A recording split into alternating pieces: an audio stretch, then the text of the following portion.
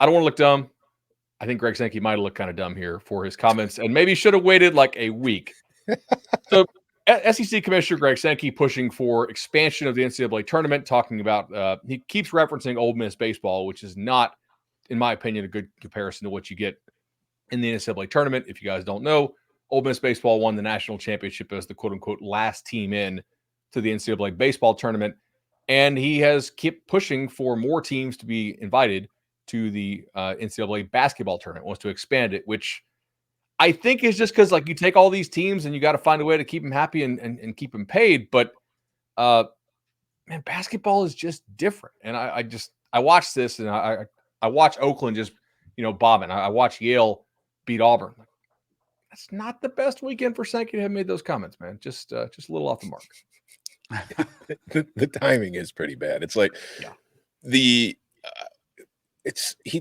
argument for expansion is more money, but the argument that they're making is that with just like in football, with the power kind of being focused into fewer conferences than before, they want to give those teams more of a shot in the postseason, like the bubble teams that miss out. But yeah, like you can't say that and then lose to Yale with Auburn, who's a team that many considered a title contender. Then you have your big blue blood program, the most storied basketball program in your conference in Kentucky, losing to Oakland, and not the one in California, just the small school in the state of Michigan.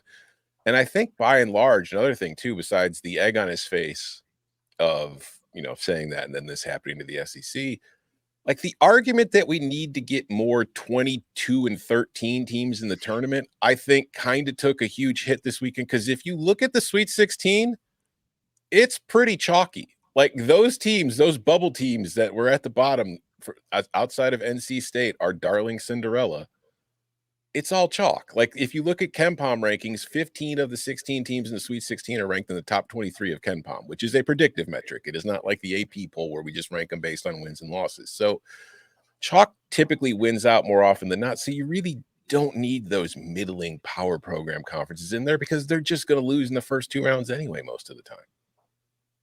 And I also, like, if we did expand it, are we putting all these G5s or mid majors, I guess we call them in college hoops, or are we putting them in the play-in games and giving like better seeds to these additional SEC and Big Ten teams, or are we sticking those teams in? I feel like we already have a bit of a play-in game. It's called the conference tournaments, right? Yes. Which is an argument Tom often makes with the college football playoff. I also, it kind of struck home just how different football is than basketball. In basketball, we do see like experienced teams beating inexperienced teams in a way that, man, in football, you just don't have that quite a bit. People can say like, oh, look how old Michigan was. Mm-hmm. But like Michigan was still a comfortable blue chip ratio team. Like they still have a lot of freaks on that roster. And yeah, they beat a team that had more 4 and 5 stars, but there's still like a certain kind of minimum threshold. In hoops, I mean, you can see some of these teams that don't have a lot of good athletes on there because they play together, because they're 24 years old, because they can shoot the ball. It's like football is just such a height, weight, speed game to me. And like you're pushing somebody out of the way, or you're trying to hold your ground and not be pushed out of the way, and you're hitting people. Like it's a collision sport instead of a contact sport. And so I don't know, that just kind of struck home with me.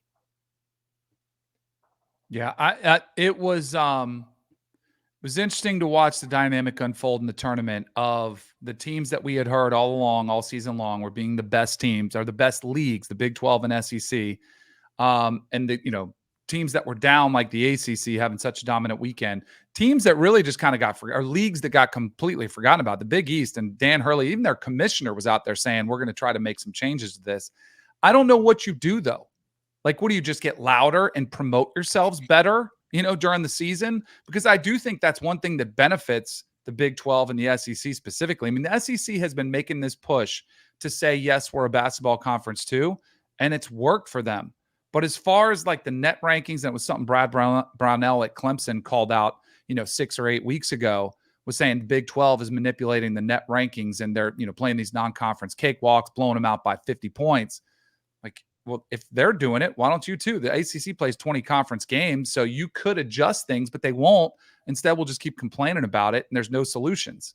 I think everybody up, and it's easy to play the results, and I am guilty of that myself. Trust me, I'm going to have a field day with that if the ACC wins the tournament, and they're already, they've had all these unlikely runs.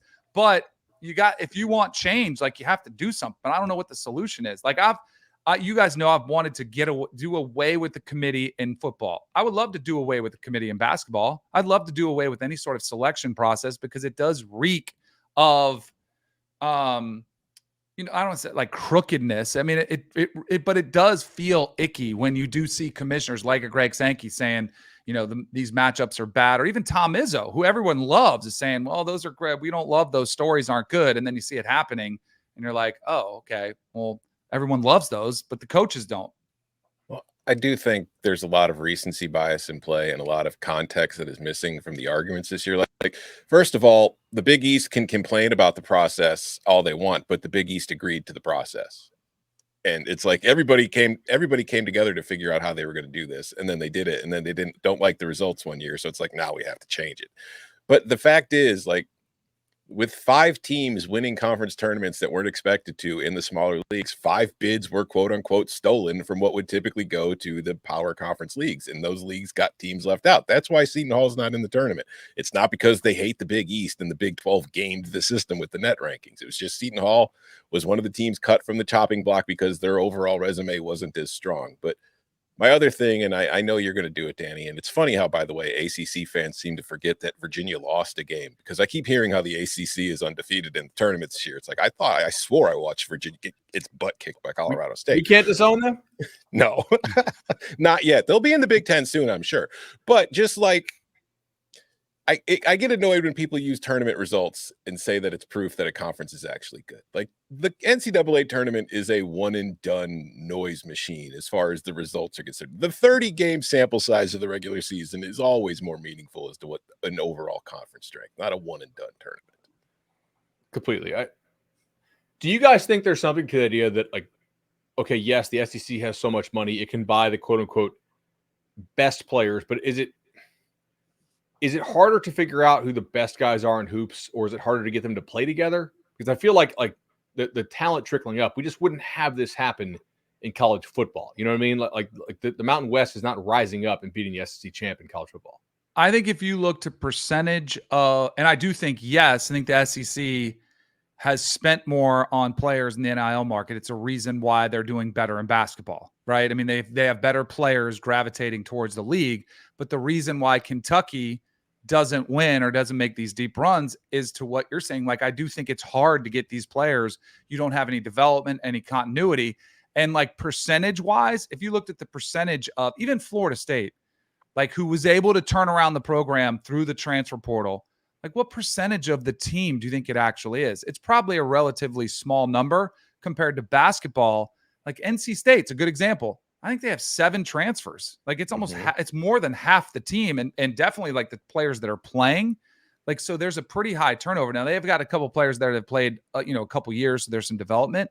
But I do think it's like this interesting dynamic that's unfolding is you can get all the talent, but there's like a sweet spot where I do think, the hired gun, like the year rental, is a little bit riskier in basketball because of the continuity aspect and getting that player to play together with the other ones. I just think, too, there's been such a monumental shift in the sport because of NIL and the transfer portal, because like you were talking about, Bud, you don't see the Mountain West champ beating the SEC champ often in football, because in a football game, one guy having a bad day can't completely change the outcome of the result. Whereas in basketball, one guy gets hot, anybody can beat anybody at that point, which is what Oakland did to Kentucky, because Jack Golke was an absolute flamethrower for 40 minutes, a kid nobody'd heard of 20 minutes before. But I also think that, like, to compare it to what we usually talk about, like, you look at Kentucky losing that game and Kentucky failing to succeed in the tournament for a few years now, Michigan State not having as much success in the tournament the last few years, Dabo Swinney effect. John Calipari doesn't use the transfer portal. He just recruits freshmen. And more in this sport, in basketball, seniors. You've got, especially with the COVID year, you've got a bunch of teams full of 23 and 24-year-olds, and Calipari's throwing out a bunch of 18-year-olds. And they might be super talented and they might be NBA lottery picks, but they're going up against men, and they still haven't really learned how to play basketball yet. And John Calipari is an excellent recruiter. I don't know many college football coaches or college basketball coaches or college basketball media would tell you he's a great X's and O's coach. He's just kind of rolling the ball out there and seeing what happens. And you compare that to Nate Oates at Alabama, who I would kind of say is doing the same thing, but he has seniors, kids who have been in the wars plenty of times. So when the going gets tough, they actually know what to do and where to turn it and how to get the job done. So I look at that, and that's what I think of. Like Nick Saban, when the game of college football changed, when he looked at it and said, is this what we want football to be? All right. And then he went out and changed, and the Alabama dynasty kept going. John Calipari is staring at what college basketball currently is and is just shrugging his shoulders like, I don't know what to do. Tom Izzo, I don't know what to do. You just don't do it. What to do is pretty obvious. You just haven't made the change. I did not think about comping Calipari to Dabo. That's awesome. I in my mentions when I was like, doesn't Kentucky, because people were like, oh, Calipari's washed and all this stuff, and like he only got players back when you had to do NIL under the table, and now that everybody else can do NIL and it's not just shoe company dependent, like the talent is more spread out. But like, doesn't he still get good players? The Dabo comp that's great. I hadn't thought about that. Like Kentucky doesn't do transfers. No, he does do transfers. He just doesn't do it the way other teams are doing it. Like he had Oscar Tshiebwe, who came from West Virginia, who was a stud for them. He was the National Player of the Year. But he surrounds them with a bunch of freshman 5-star guards. Whereas you look at Alabama, that team that they rolled out yesterday, I think it's 4 seniors in their starting lineup. You look at UConn, they're young, but they have transfers. They have high school recruits. It's a blend. Illinois has a bunch of transfers in its lineup, and they're all 23 and 24. Kentucky's a bunch of 18-year-olds. Michigan State, every Big Ten fan in the country could have told you that Michigan State needed to go out in the transfer portal and find a center, like a stretch 4, some big guy who could shoot and rebound. Nah, they didn't do it, and they suffered for it all year in the regular season and in the tournament. They really could have used somebody like that against Armando Bacot on Saturday. You remember last night that Grand Canyon game, the George Foster, where the Foster guy's name is for Grand Canyon. He was like at a JUCO in 2018. So this dude is like legitimately a Kansas, physical talent level player, and he's like 24, 25 years old. That was a wild game. Like I miss football, and that game reminded me a lot of football. Like if you're a Bama fan watching that, like Grand Canyon's offense looked how Alabama's offense looked at times last year. It's like, okay, doesn't make a lot of sense. We're just gonna bash you. There was one college basketball reporter I saw tweet watching the Grand Canyon Alabama game that said, I feel like I'm back at Peach Jam, which is just a high school AAU tournament.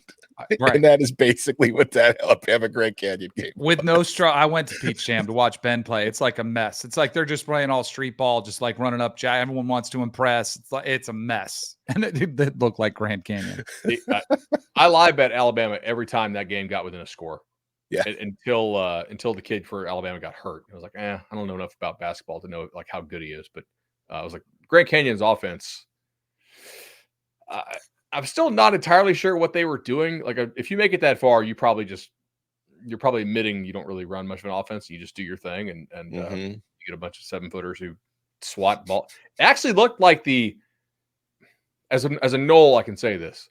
There were certain Leonard Hamilton teams about 7 or 8 years ago where they would not score, like the offense just was not happening, but they would block every shot. And it was like, okay, cool. Offensive rebounding and free throws. Let's get 6'7" guys with 7'5" wingspans. That was Florida State basketball for about 5 years. Did you guys get a kick out of the basketball media making such a huge deal out of a $33 million buyout for Calipari, which has like a full offset in there? All right. If Kentucky is unwilling to foot a $33 million buyout, does that not, for once and for all, prove that it is now a football school? Has Mark Stoops not won? If the big basketball school, if they won't spend money to get a new coach in, are you really a basketball school? That's all I'm asking.